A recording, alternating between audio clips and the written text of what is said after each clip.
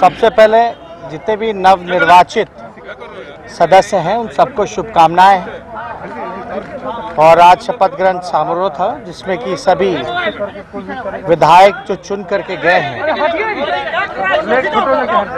उन्होंने शपथ ली है। और आप सब लोगों को पता है कि जनता ने जनादेश दिया और चुनाव आयोग ने नतीजे सुनाए थे। फिर भी सब लोगों को शुभकामनाएं हैं। जनता ने बदलाव के लिए अपना मत दिया था, चुनाव किया था। भ्रष्टाचार को लेकर के चाहे ब्लॉक थानों में हो या मंत्रालय में हो या नीतीश कुमार जी के 60 बड़े घोटाले हो, बेरोजगारी के मुद्दे पर, महंगाई के मुद्दे पर लोगों ने वोट किया।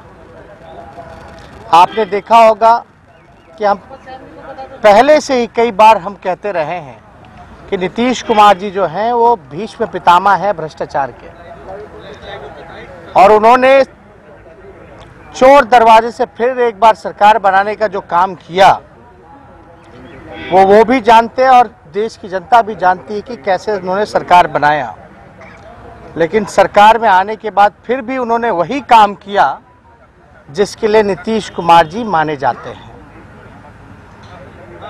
60 बड़े घोटाले 15 साल में जो उन्होंने किया, और हम लोग लगातार आरोप लगाते रहे कि भीष्म पितामह भ्रष्टाचार के इसलिए हैं क्योंकि जितने भी गुनाहगार हैं, भ्रष्टाचारी हैं, उनको संरक्षण देना और बचाव करना ये नीतीश कुमार जी की पुरानी फितरत है। और आप लोगों ने देखा होगा, ये कोई मेरी बात पर तो मोहर लग रहा है जब आईएएस अधिकारी लिख कर रहे हैं चिट्ठी। कई अधिकारियों ने, आईएएस अधिकारियों ने जो जांच करता है उन्होंने तो खुले तौर पे चिट्ठी में लिखा है कि नीतीश कुमार जी चाहे कितने भी बड़े अपराध या घोटाले हुए हों, उनको नीतीश कुमार जी ने संरक्षण दिया है।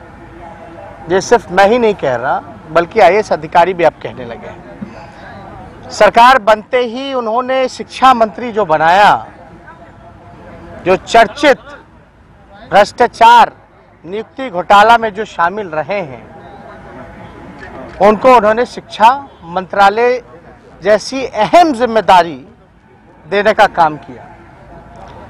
जिस दिन ऑफिस ज्वाइनिंग होती है उस दिन उनका रिजिग्नेशन आता है और फिर एक नए शिक्षा मंत्री को जिम्मेदारी दी जाती है, एक नए व्यक्ति को जिम्मेदारी दी जाती है जिसके कार्यकाल में खुद भी घोटाले हो रखे हों और जिनकी पत्नी के ऊपर सीबीआई जांच चल रहा है जो कि सुप्रीम कोर्ट में मैटर है।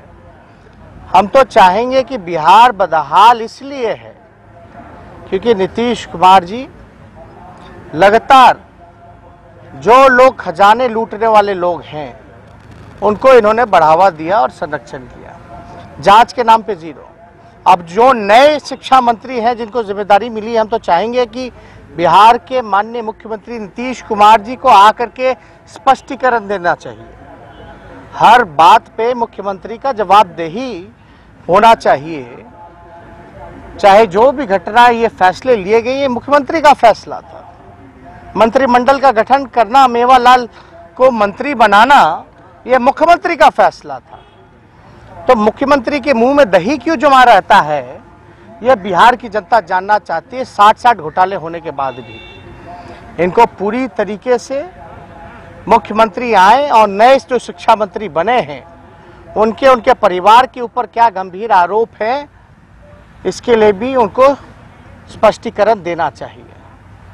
आप लोग तो सब लोग जानते हैं, हम लोगों पे सवाल उठाते थे, अंतरात्मा जागती थी, नैतिकता की बात होती थी, गवर्नर हाउस पहुंच जाया करते थे। अब थोड़ी सी भी लाज शर्म नहीं बची है। जनता ने अपना जनादेश दिया, चोरी से आए तो भी तीसरे नंबर की पार्टी रह गए हैं।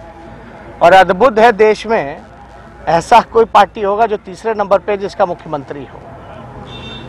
यानी ये जनादेश साफ तौर पे जो लोग कहा करते थे कि हमारे बलबूते आए हैं विधानसभा, हम नहीं रहते तो जीतते नहीं, तो अब इसका जवाब जनता ने दे दिया है। को हम लोग कितना भी कुछ भी षड्यंत्र रचा गया हो, लेकिन राष्ट्रीय जनता दल सबसे बड़ी पार्टी उभर कर के आई, सिंगल लार्जेस्ट पार्टी, और लगभग 23.5% से भी ज़्यादा वोटें, जहां बीजेपी को 19% वोटें आई, वहां राष्ट्रीय जनता दल को 23.5% वोटें आई।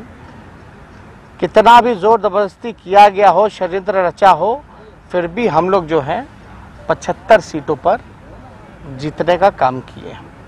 तो हम लोग तो चाहेंगे कि दर्जनों ऐसे मंत्री हैं जिनके ऊपर भ्रष्टाचार और कई संगीन आरोप लगे हैं। आपने देखा होगा कई ऐसे लोग जो बालिका गृह में लिप्त पड़े थे, उनको भी उस वक्त जो है संरक्षण दिया गया। हमको तो ज़्यादा कुछ नहीं कहना, सुप्रीम कोर्ट के फटकार के बावजूद भी नीतीश कुमार जी में कोई सुधार नहीं रहा, कोई लोक लज्जा नहीं बची।